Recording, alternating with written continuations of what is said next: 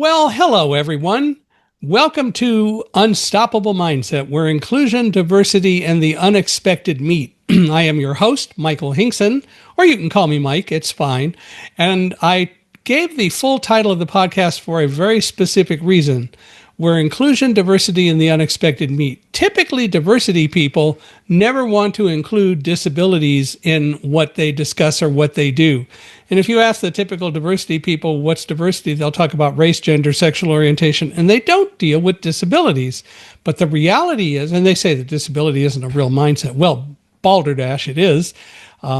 Just ask the 25% of America's population, according to the CDC, that has a disability, and they'll tell you that disability is a minority. But the reason I bring it all up is today we get to talk with Lori Osbourne, and she is a person who's been very deeply involved in website development, in branding, and coaching, and she is very concerned about and likes to try to help deal with the issue of accessibility on websites. So we're going to have a fun time talking about all of that, much less the platform she uses as opposed to WordPress. And I'm really curious to hear more about that because my website is a WordPress website, but I think there are so many different ways to deal with things today.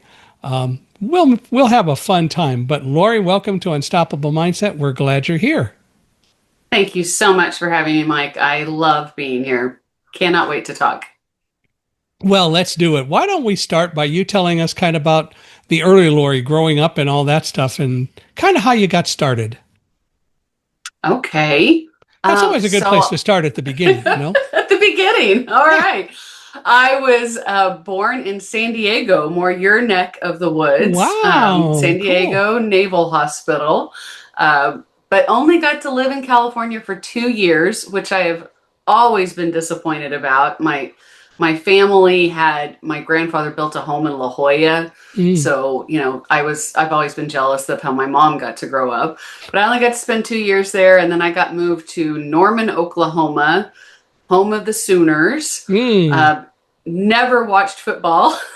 Never went to one football game my entire life. I've never been to a professional or college football game.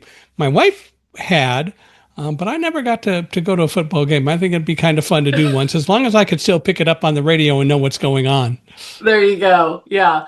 I had zero interest in football until I met my current husband in 2011, and he doesn't miss a professional football game, an NFL game. So I have come to embrace it and enjoy the Pittsburgh Steelers and the Kansas City Chiefs. So there you go. So you're in Florida and you don't root for a Florida team, huh? I don't. We won't hold it against you. Well, I'm one of those. So I moved from Oklahoma to Colorado, to Denver area. So I was a Broncos fan when I lived in Colorado, which that was the days of, oh my gosh, now my mind is going to completely go blank. This is so embarrassing. The greatest Broncos player who is now a general manager, John, oh my gosh, can't think of his name. It'll come to me. But anyway, we were actually like, yes, thank you. Thank you very much. Elway. Yes. I was a guest too. So we were actually like winning Super Bowls when I first moved there. So, and then then I became a Peyton Manning fan. And my husband's from Pennsylvania, and he's like, you can't just change your mind about who you support every time we move. And I'm like, but I can't. Oh, yeah? Yeah. Why not? So when we moved to Florida, the Jaguars. The Jaguars, yeah. Yeah, they just haven't been a great team. And I watched Mahoney play for Kansas City, and I just fell in love with how he plays and just his style and his leadership. And I just became a Kansas City fan just because I love watching him. And last season was a little disappointing because he didn't throw as much, but he's amazing. So that's my reasoning. So you didn't fall in love with Travis Kelce and try to go steal him away from Taylor Swift before things got serious? No. Okay. No, I was already in love with my current husband, so. So see, Tell him that there are some things and some loves that do transcend location. There you go. Yeah. Yes, absolutely. Well, he's so obsessed with football that I actually included in our marriage vows that I would support him through his two fantasy football teams and a lifetime of football in my future because I knew I was marrying football when I married him. So it's One of it's the a things thing. one of the things that spoils me about sports out here, and it's not so much anymore, but it used to be the case, is I think that here in especially Southern California, we had the best sports announcers in the business. We had Vin Scully doing baseball, and I think that it'll be a long, long time before anyone comes up to the caliber of Vin Scully. And there are things that they do now that really mess that up. But Vinny was the best. We had Dick Enberg who did football and other people, and Chick Hearn did basketball. Chick Hearn could talk so fast that I don't know how he was able to do it. But I learned how to listen fast because I grew up listening to Chick Hearn do basketball. I love it. So so I got spoiled on sports listening to those announcers. I keep up with football from a news standpoint, especially when it gets close to the Super Bowl, so I can decide who I'm going to, if anybody, for in the Super Bowl when they have it. I Yeah. do kind of like the Rams because I live out here, and I've always kind of liked them. Although I was mad at them when they moved to St. Louis for a while, but still, they're the Rams. I mean, we'll see what they do this year. I think they've got a good coach, but I by no means am a football expert or anything like that. I keep up though. Me neither. I Yeah. kind of joke, my husband will watch like, 8 games at once, the red zone or the whatever, Gosh. and it's flipping around, and I just can't. So I just joke, I'm a fourth quarter watcher. Sunday nights, Monday nights, I'll watch the fourth quarter, and because that's where, if it's going to happen, that's where it's going to happen. If it's going to Yeah. be worth watching. Yeah. So, Well, yeah. I'll be interested to see what happens tomorrow because the Chargers are playing the Chiefs in Brazil. Yes, And and I don't even know if we're going to get to watch it because the NFL spread out across all these different platforms now, and if you don't have the platform, you're out of luck. I think it's going to be on TV. It'll be watchable, but it starts at 5:30 Pacific time. And I don't Mm, quite understand that. If they're doing it live, that would mean it's going to start at 9:30 in the evening in Sao Paulo. So I don't know how all that's going to work. We'll see. yeah, yeah, we shall see. Yeah, we're Yes. I don't know if we're watching tomorrow nights, but my husband's definitely watching tonight for sure. Well, I So, don't think there are more games on tomorrow other than that one. So maybe he yeah, will. And maybe you'll yeah. actually get to focus and just see one game. Right. Right. That's the nice part about the non-Sunday games. Yeah. Usually it's just one. Well, so you grew up and you only lived in California for 2 years, and then where did you Mhm. go? So I lived in Norman That's right, until Norman. I was 29. I actually found my birth father when I was 23 and moved to Colorado to get to know him and his family. So you were adopted, And I sort or of, not really. or your He was just your never part of my life. your Mom married your someone mom and else, yeah, and okay. yeah, I always had my mom, just didn't have my dad. And it's been an interesting experience because, being in my 20s when I met him, and my mom and I were opposite growing up, and I never understood my personality because she was quiet and passive and wanted to work in the same job her entire life. And I was the opposite. I Mm. was vivacious and loud and aggressive and always wanted to be self-employed. So it just and then I met my dad and went, "Oh, it explained it all. I'm just like him." So it's crazy how the genes work for Yeah, sure. but you got to know him, and the relationship was a good one. Yeah, yeah. Great. We just he's in Idaho now. We just got back a couple of weeks ago from visiting. I mean, it's been interesting trying to enter a family, in your 20s is bizarre. I kind of equate it to being an in-law. Like I'm not Mhm. quite all the way in because I didn't grow up with these people. They don't Yeah. know me. But yeah, it's been interesting. So where in Idaho? Near Coeur d'Alene, Sandpoint, near Okay. Sandpoint. I have Yeah. a brother-in-law who lives in Ketchum in Sun Valley and who is an avid skier and has been an avid skier basically his whole life. Mm-hmm.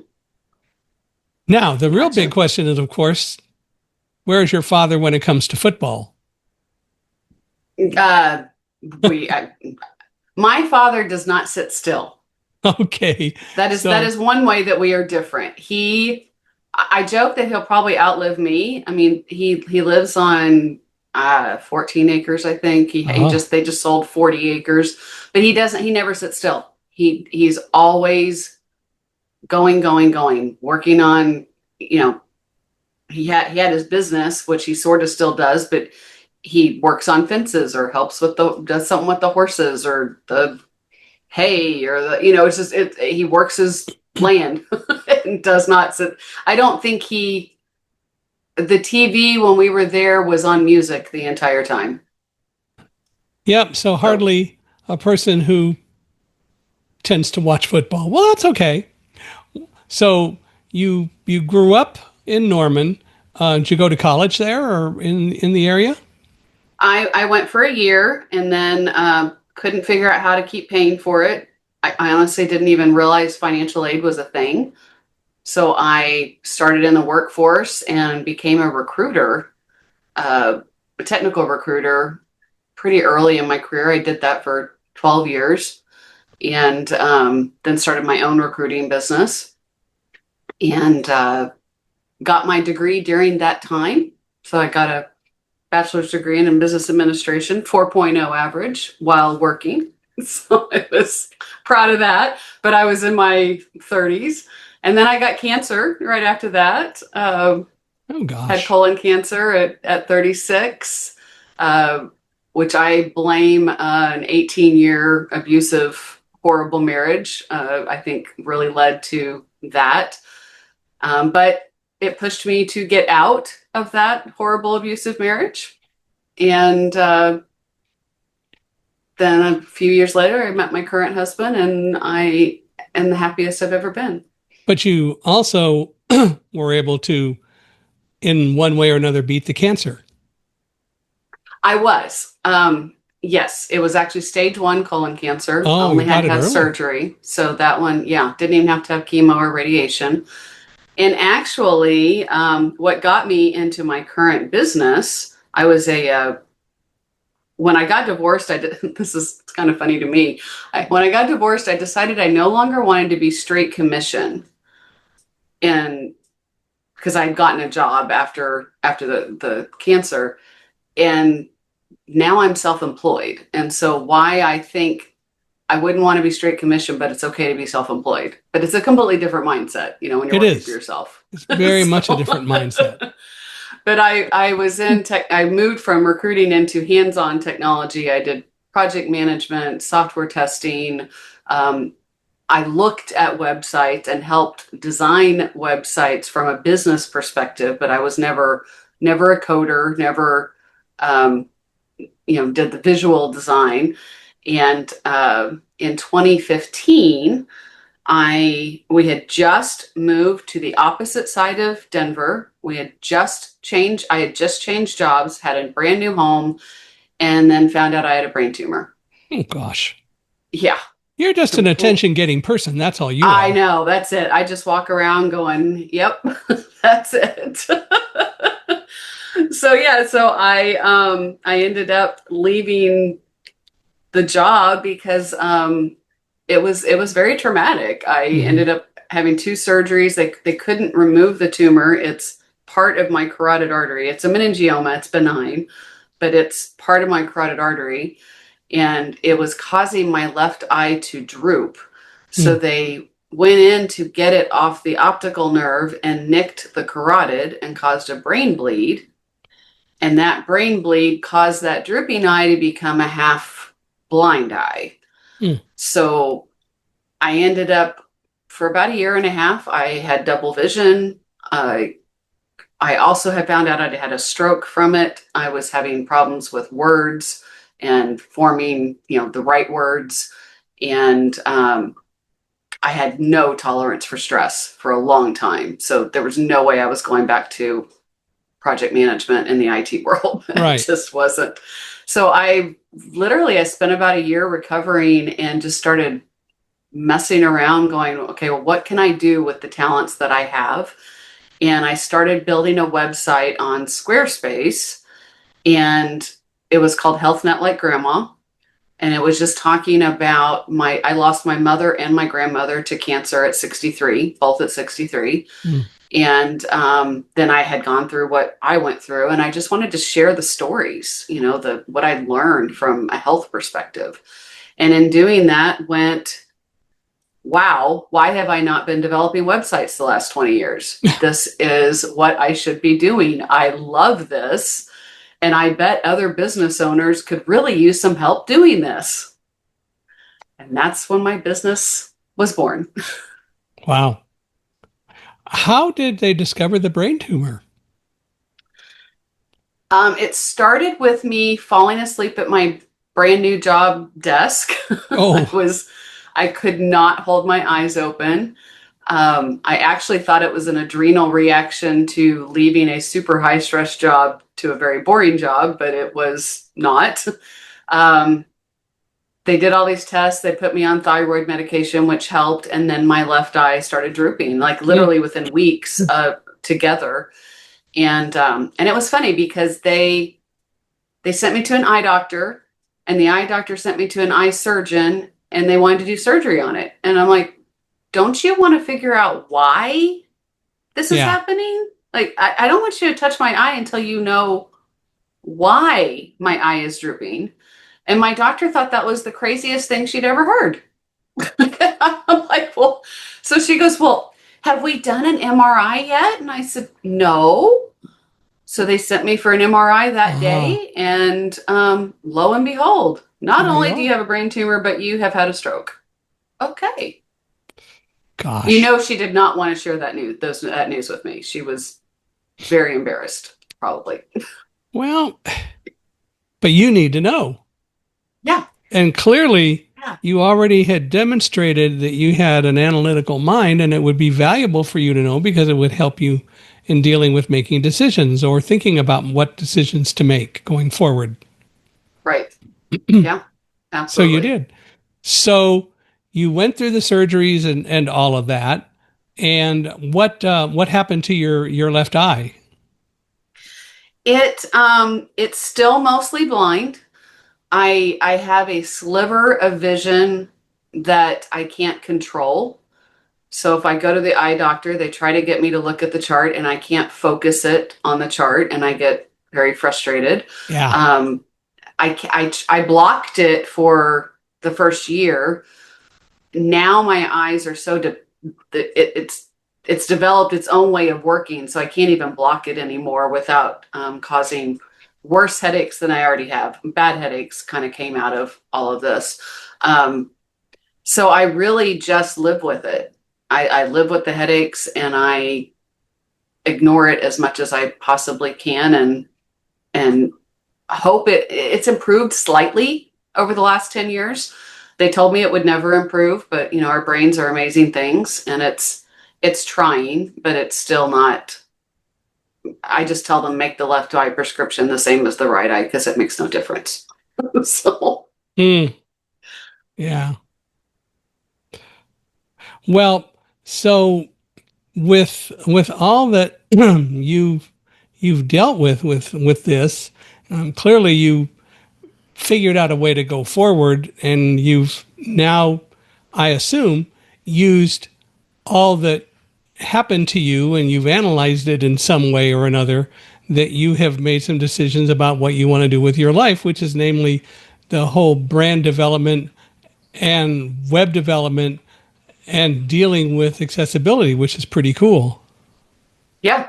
I once I discovered that passion, and I honestly never realized I had the creative side of me. I knew I had the analytical, I knew I had the project management and tech, but once I realized I actually have a very strong creative side, then websites were the way to go. And it's really, I can be working on a website for 4 hours straight and feel no pain. And that alone tells me I'm doing what I'm supposed to be doing. I love it that much, and I feel like I'm that talented at it. I think you made a very interesting observation, and one that I relate to very well, which is working commission is one thing, but working for yourself, which in some senses is the same, but is totally different, and you have to have a different mindset to make it work. Oh, absolutely. Yes. I mean, I'm not selling a product for someone else. I'm selling myself. And I am the product, and I have to live by my values and my mission and my why, which is completely different than selling services for someone else for straight commission. I have always told the people who I hired as salespeople to analyze and and think about what they do. And one of the things that I did with every person I ever hired was I would say, "Tell me what you're going to sell." And literally all but one person said, "Oh, we're going to sell the product. This is the product we're selling. This is what it does." But the best sales guy I ever hired, when I asked that question, said, "The only thing I have to sell is myself and my word, and I need you to back me up when I give my word about something." Oh, what a great answer. It was the answer I was looking for. And I said, "Well, as long as we communicate and I know what you're going to say, and that's all about trust, I'm going to back you up." And I never had an issue. And in fact, he and I worked very well together because we figured out how my talents in sales and management could augment and accentuate what he did so that the two of us could work together. And I think that's so important. But you're right. The only thing any really good salesperson has to sell is themselves. And you have to be true to your own attitudes. Yes. Yes. Which is so cool.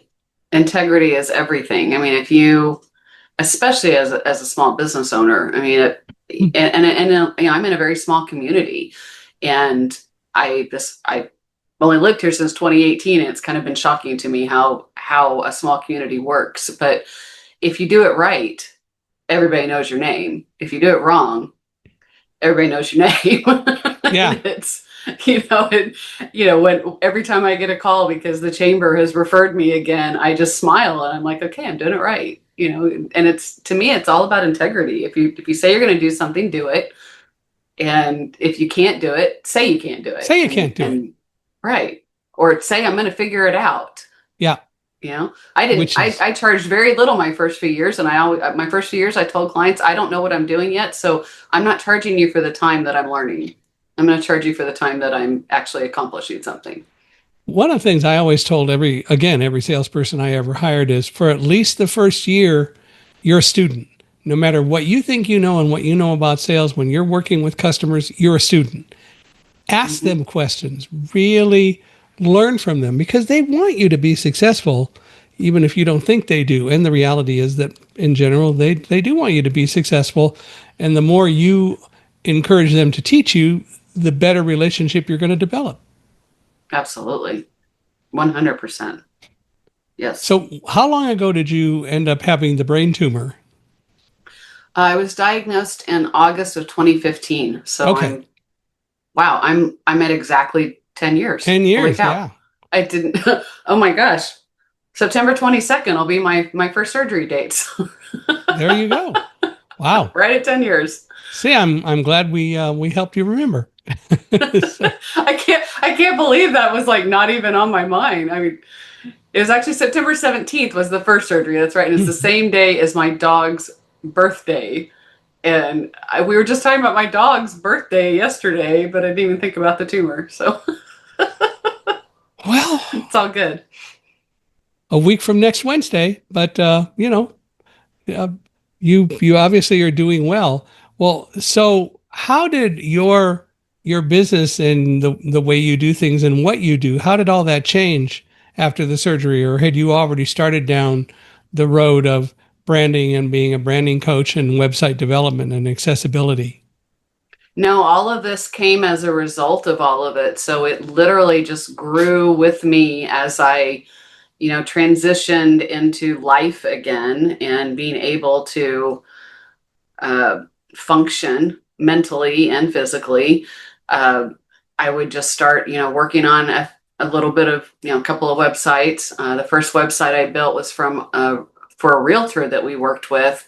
We did 3 different deals with him in 2 years. He was this great Scottish guy, great personality, and his website was horrific. And I begged him to let me do it.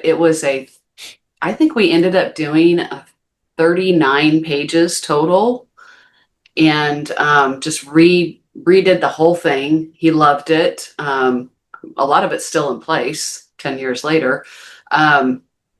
But I just started building, and then we moved to the area we are now outside Jacksonville, and I found a local networking group and started meeting people and getting introduced to businesses, and just slowly built and learned a little bit at a time and learned a little bit more. And then it was not actually until last year I realized that I have branding skills and talent that I haven't been promoting. I was using the skills and I was building on brand websites, but I didn't say that, and I didn't recognize it as a separate talent from website development. I kind of thought everybody did that until I realized that that's not true. Yeah. So I've been doing it, and a lot of it is just the natural talent for color, and almost like designing houses. Like, I knew I was really good at designing houses, but I didn't recognize that translated to websites. And so for the last year to 18 months, I've really kind of bought into the brand strategy piece of what I offer. Well, how did you develop this concept of authority platforms, and what is it? So the authority platform is what I'm calling the full package. It kind of started when I got really frustrated with everybody telling me, or everybody's an exaggeration, but so many people saying, oh, you don't need a website, you just need landing pages. And I would try to educate people that landing pages are not enough, but I couldn't put it in the right words. And when I started really looking at it going, well, landing pages are great if you have the visibility to get people to the landing page, and if you've built a relationship in a different way, if it's through speaking or through a book or through other types of promotions, then yes, the landing page can help or maybe replace the website. But where that led me was a website alone is also not enough. We need full visibility. We need to be seen in a lot of different ways to establish our authority as experts. So with the authority platform, I'm looking at the brand and understanding the brand, the website, the lead magnet, the funnels, the search engine optimization, and then helping them also have a good CRM to manage all of this, hooking them up with good speaking coaches or podcast opportunities, and just looking at it from a full life cycle of being visible and showing that authority online. And how's that gone over? I'm still building it, honestly. The website's absolutely. I'm really working on building the collaboration pieces for the rest of it, to truly say, yes, I have the authority platform. The branding packages that I'm offering and the branding pieces that I'm doing are making a significant difference in the quality of the websites I'm building, because I come out of it with a custom GPT that they can use and I can use, that really establishes that baseline for the brand, and the bringing in their values, bringing in their communication style, and bringing in their ideal client and how to speak to that ideal client. So the GPT is built around all of that, which is perfect when we're building the content for the website. Okay. So I would say, we're 75% of the way there to having my true authority platform, but I'm still building, authority building websites every day. Well, I gather that you don't tend to like to use WordPress. You use Duda as a platform builder and so on. Tell me, Mm-hmm. I'm curious why and what. And I don't have any disagreement or really knowledge to talk intelligently about it. But tell me why you use Duda and what it brings. So my challenges with WordPress started with my first client in Florida. They There was a nonprofit. They had no idea what they were doing, and I'm like, I'm techie. I can go in. I can figure it out. And I could not figure out WordPress, and I got very frustrated with it. Going, how in the world does anybody else do this?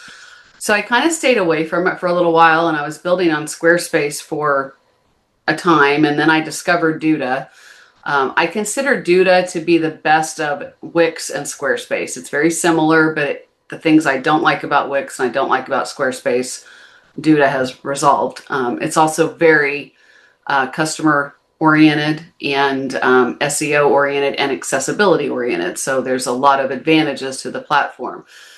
The reason I don't support WordPress is I've had too many people come to me with broken websites. Too many WordPress people do not educate their clients that you have to update the plugins, and they just leave them and don't offer to do that for them. And it's an unnecessary addition that I don't think most people need for their website. There's plenty of things that we can do in Duda that we can do exactly like WordPress without the headaches of that extra tech and plugins breaking and security breaking because the plugins are breaking. And it's too unnecessary, in my opinion. I tried to support WordPress for about a year and a half, and I found that I was not helping my Duda clients because the WordPress was always so much high maintenance, and those were the websites that were going down, and those were the websites that were having issues, where my Duda clients, their websites were never down. They never had issues. But don't you from time to time need to provide any kind of updates to Duda? Aren't there Nope. as the whole website evolves, don't you need to find ways to evolve what they are and what they do? On the front end. On the front end, absolutely. I mean, but from the back end, from a platform perspective, Duda handles all of that. It's self-contained. Got it. I don't have to worry about that. And they're also always adding new features, which is another thing I absolutely love about them. And I have yet to find, let me rephrase that. I've probably found a couple of things that if I could not duplicate on Duda to match WordPress, it would require code, and I don't code. But I can still achieve the goal of what my clients are looking for. There's nothing that they've said, I have to have this, that I can't provide. And the offset of not having the worry around the tech has always been worth it.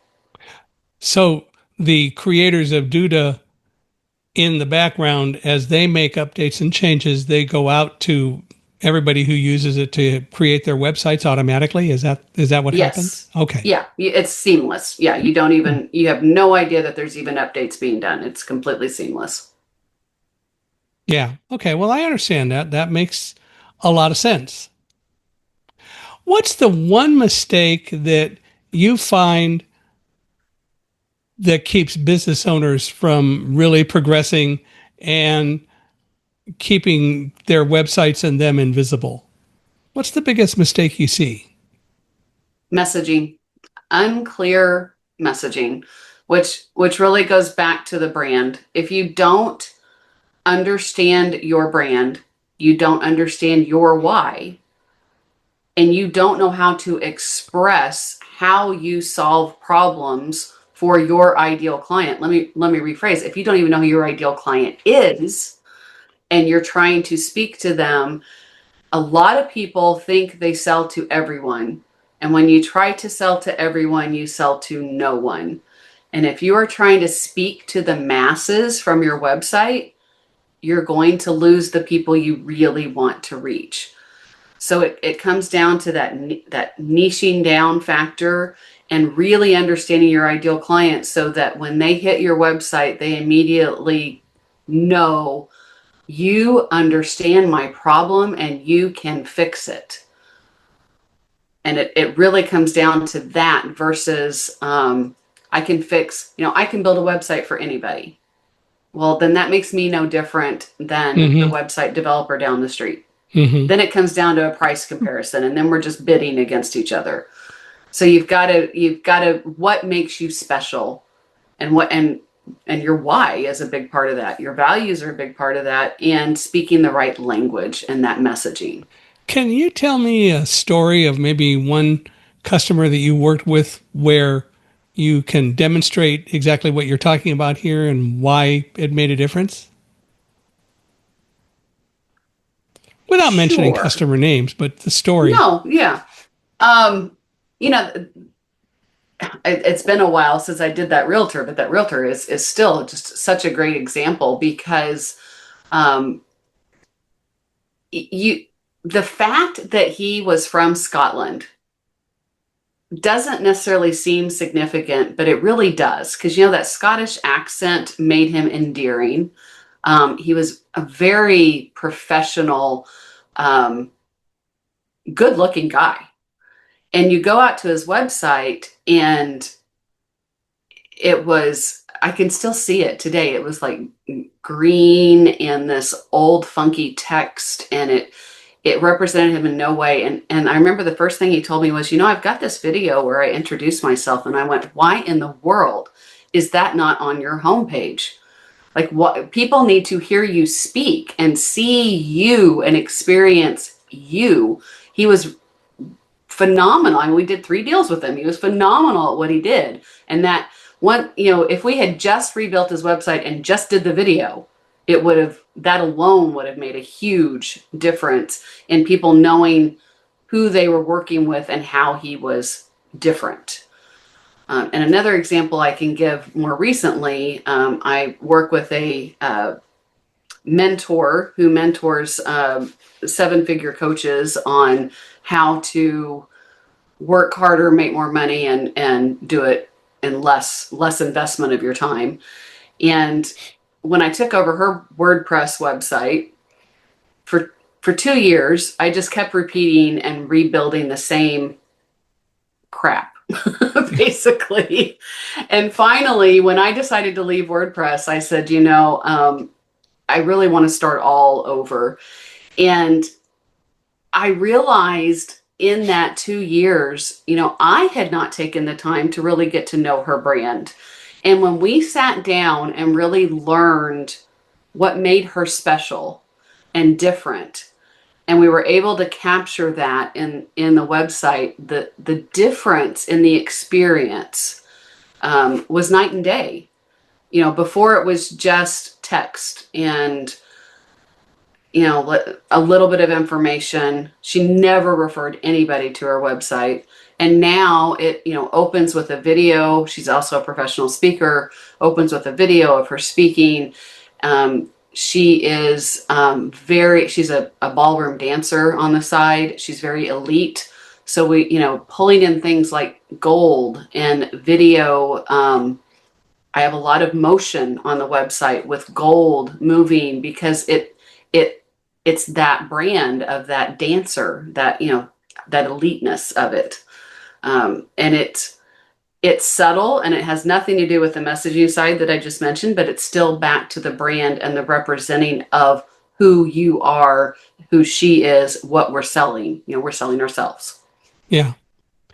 Well, websites and website developers put all sorts of things out there, and that's not necessarily a good thing. But what are some signs that a business's online presence don't necessarily match their real life expertise? Because I believe that people see through people who just sort of talk.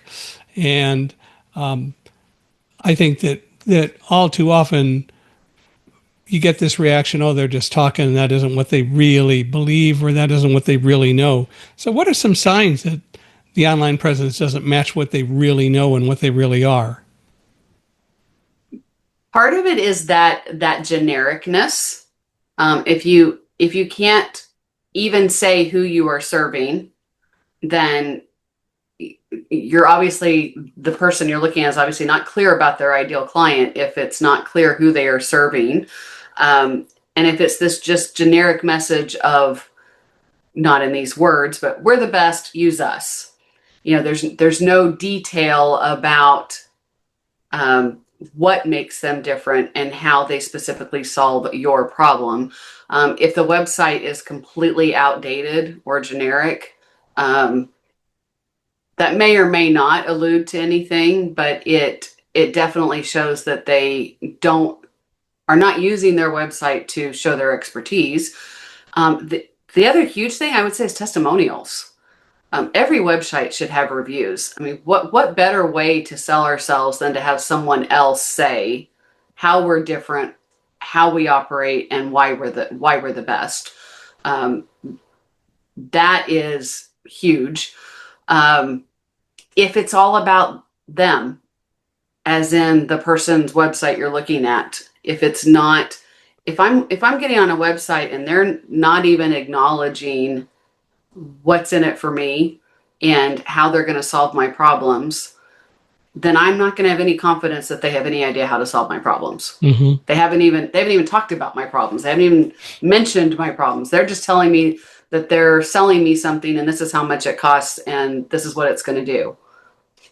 But do you get me? Do you understand me? I think all those are. It's really important that we are speaking to the ideal client in their language about their problem. I have heard so many times and totally agree with and work to do this myself. The whole concept of when I'm invited to speak, it's not about me. I'm invited to speak, but my job is to enhance, to help, to make life as easy as possible for the event organizer, to help the event organizer make the whole conference even better than they thought it would be. And I have to do that because it's not about me, and it should never be about me as such. Right. It's also about your audience and connecting with your audience. Yeah, so that they know you want them to want to know more. Yeah. And that's also the purpose of your website, to make people want to know more. Yeah. Very true. And it should be that way. And if you're doing it right, you'll also provide more for them to know. Right. Absolutely. Well, that would be something else that I would say. I always encourage people to give away as much as possible on their website. If people know that you really want to help me solve my problems and you're willing to give me something for free, that starts a relationship. Mm-hmm. And that's really, at the end of the day, that's the point of the website. It's not to sell. It's to start a relationship. It's like the first step of dating. We're not getting married yet, we're dating. And if you're giving away a piece of yourself through a video or a download or even a free course, that's going to endear the audience to want to come back for more. And even blogs, great blogs, will get people coming back for more. And people always go, well, if I give everything away, I'm not going to make any money. No, you give away what doesn't cost you time, mm-hmm. but is giving some knowledge so that they want more. And they know that you get them and they can trust you. Know, like, and trust, so they can build that base for relationship. Yeah. And it makes perfect sense. It is all about building trust, and everything that we do is all about building trust. And the more trust you build, the more loyalty you'll create. Absolutely. Yes, absolutely. So we've talked about website accessibility. What is website accessibility, and why is it something that people really should focus on? Why is it important? That feels weird coming from you, Mike. I know. Because I know you are an expert in this But I preach it, but field. I preach it all the time. So I want to hear what somebody else has to say. And I want people who are watching and listening to this hear from somebody else other than me. Okay. That's the motivation behind it. All right. All right. Well, website accessibility is at its core, it's making the website available and usable for everyone, including those with disabilities. So whether it's blindness or like inability to use a mouse, or you said it earlier, dyslexic, the Epilepsy, ability, any number of things. right. So anybody, just like accessibility for a ramp into a store, it's allowing me from my home as a disabled person to be able to function on your website.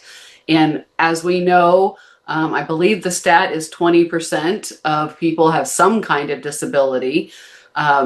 It's also an inclusion. It is a piece of, I consider it a piece of your marketing, because if Mm-hmm. you are excluding 20% of the people with your website, why? Why are you doing that?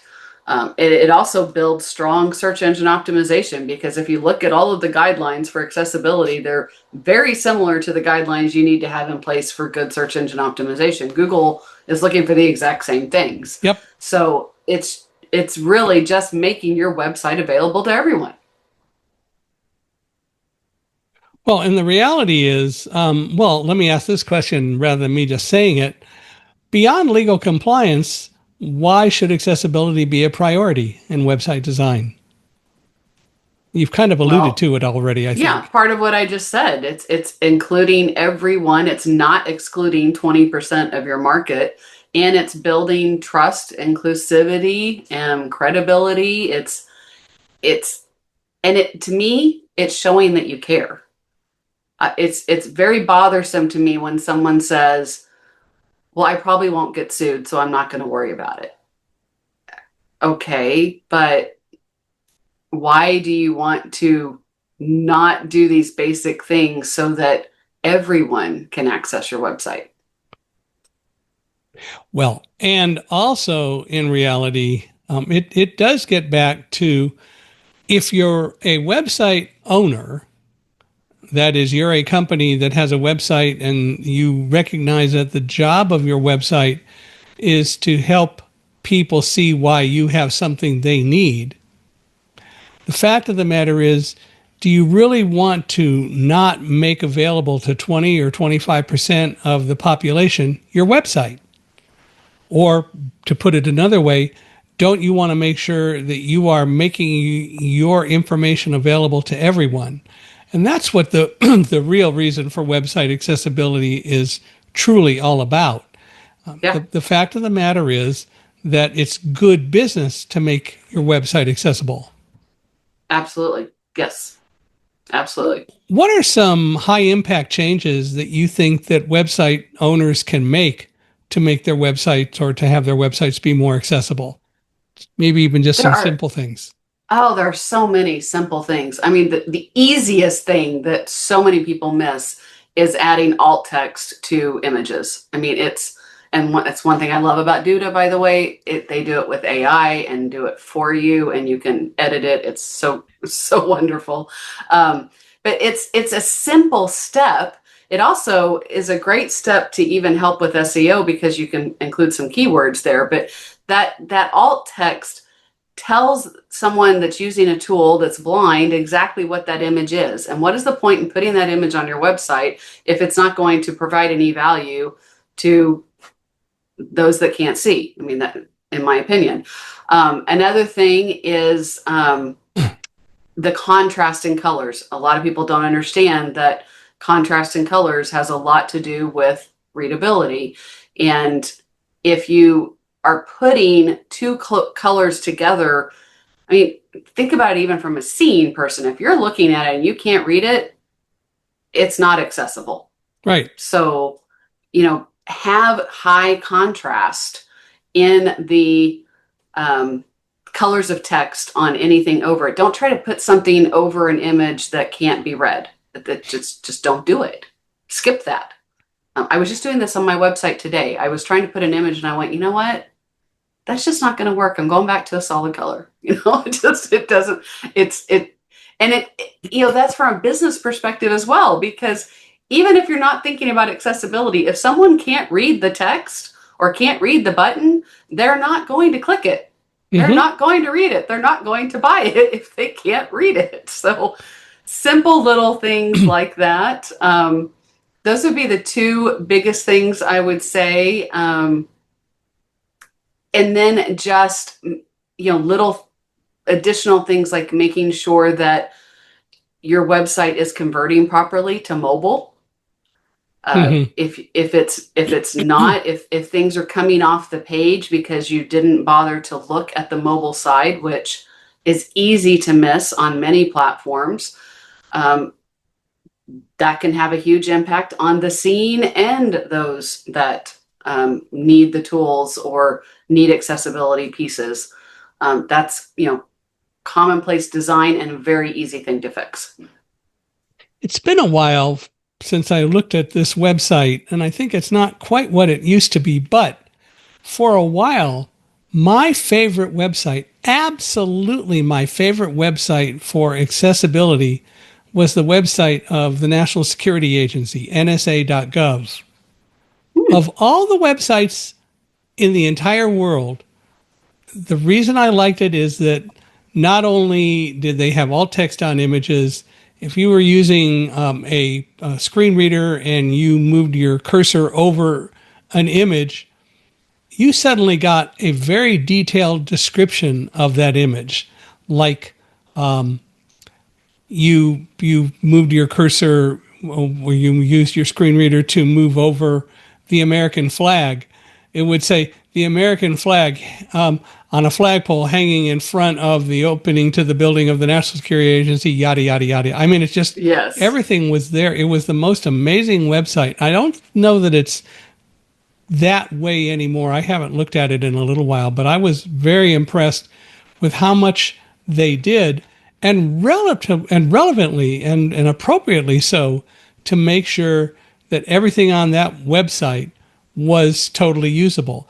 And a lot of people could say, well, why do I have to do that? And the answer is, you have to do it for the same reason that you want to make your website accessible, if you will, for people who don't happen to have a disability. The reality is, all those things that you put on the website for people who can see them and so on, like pictures and so on, if you don't make those things accessible, you're doing a disservice to a significant amount of the population. Whereas if you do it all, then while you can look at the picture, I can hear all about it. And that's the way it ought to be. Well, and there's so much. I mean, to me, that is an opportunity to even go further with the folks that need the screen reader, because I mean, when I mentioned that Duda does it with AI, but they do it too generically. When I go in, I'm doing exactly what you're talking about. I want to build the presence of the picture. This is who they're doing, who it is from the business, and this is what they're doing, and this is what this offer is talking about. That's an extra sales opportunity right there for those that need the alt text. Why not use that? And also, I'm amazed at how many people may look at pictures and so on and look at words and not really pay attention to them very well, because they just kind of skip over it. So the more you can do to attract people's attention to the right things is relevant too.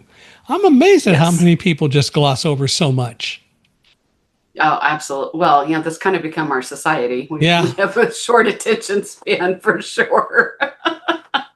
I want to mention too, videos. I really feel like people need videos on their website, especially of themselves, because it helps people get to know you. But you need to have that closed captioning. And again, not and you just need to for have the disabled. dialogue. You need to have dialogue so that a person who can't see the video will also know what the video shows. Explain what you mean by that a little bit more.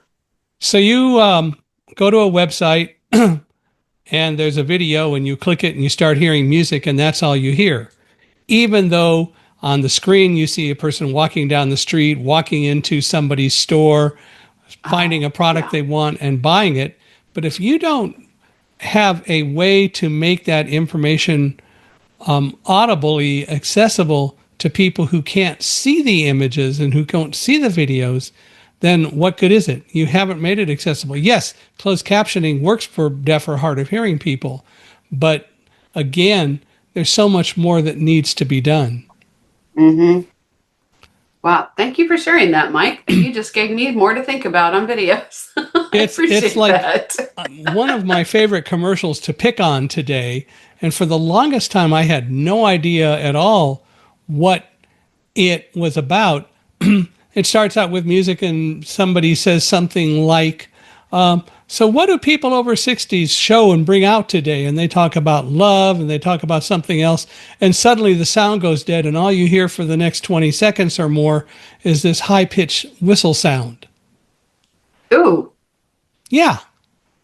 And I finally got somebody, I finally was in a room with somebody when I heard the beginning of this and I said, what is it showing? And all it was showing, and what apparently it is a promotion for people getting the RSV vaccination. Oh, right. Oh, I do know what commercial you're talking about. Yes. But and the text just goes on the screen. RSV, RSV, RSV. But there's nothing that says what that is at all, period.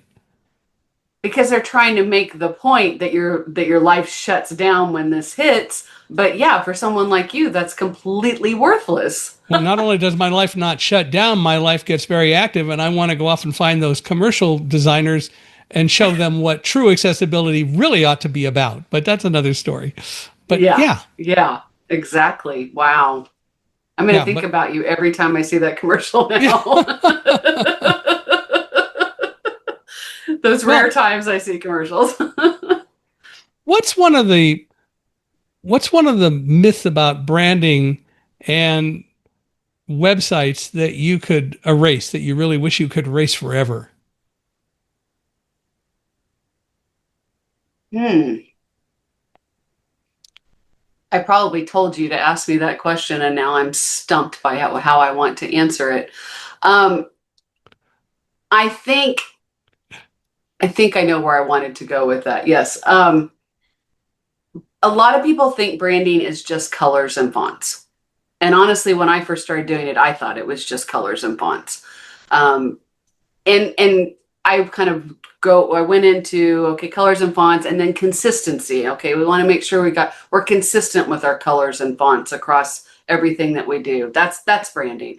That's visual branding. But real branding is our story, is who we are, what we stand for, and who we serve. It's the package of everything around what we're selling back to selling ourselves, and really understanding this package and making that consistent across everything. And consistency is huge, in my opinion, when it comes to branding.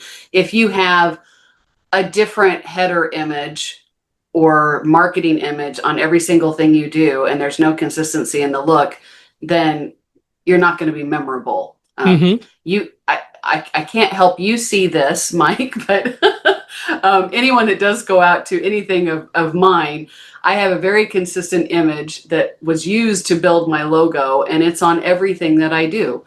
I also wear very bright, colorful glasses. Everything I do is very bright and colorful, and it's memorable. When people see me and they see my glasses, it can be 3 years later and they go, I don't remember your name, but boy, I remember those glasses. Yeah. You know, and that's part of my branding. When people say, I love your glasses, I go, thank you. It's part of my branding. Yeah.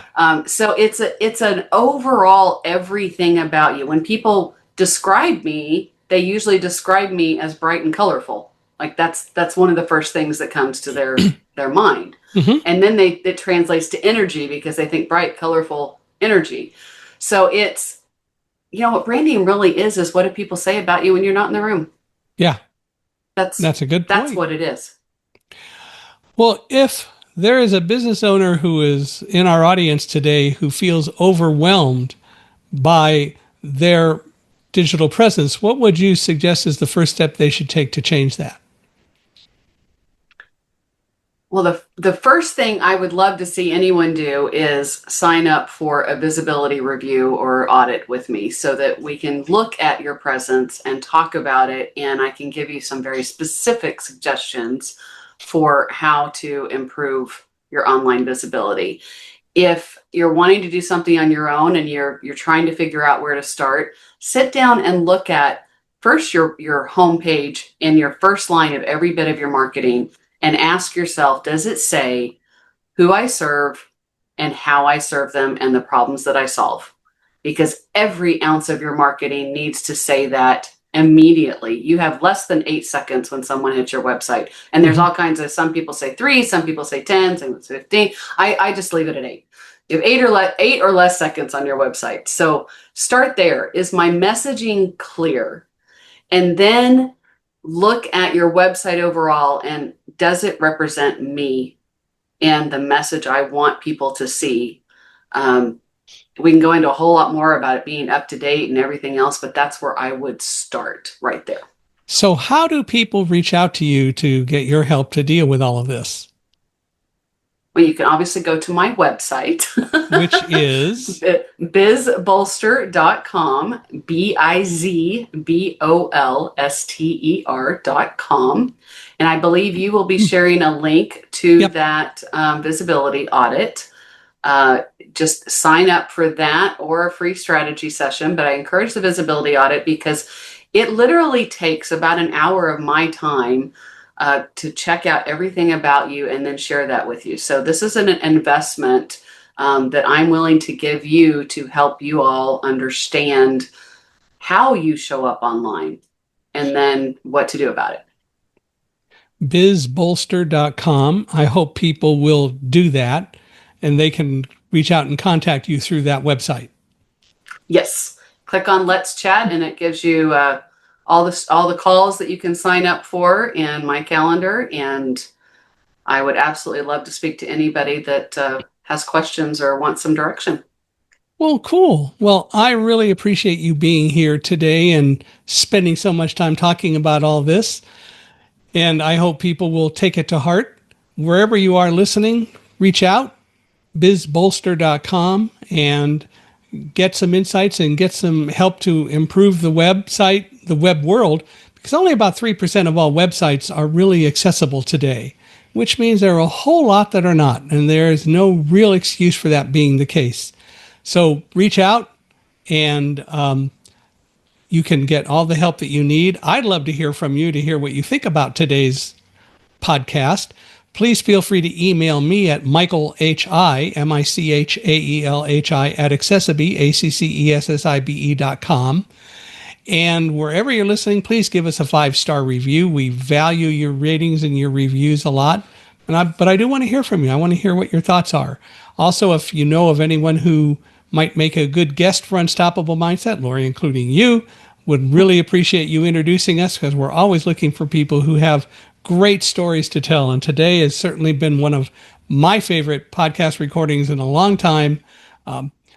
And that's because we really did have fun. And I think we accomplished a lot and we learned a lot. So I want to thank you, Lori, once again for being here and for being a part of Unstoppable Mindset. Oh, thank you, Mike. It has definitely been a pleasure. I've enjoyed talking with you a lot.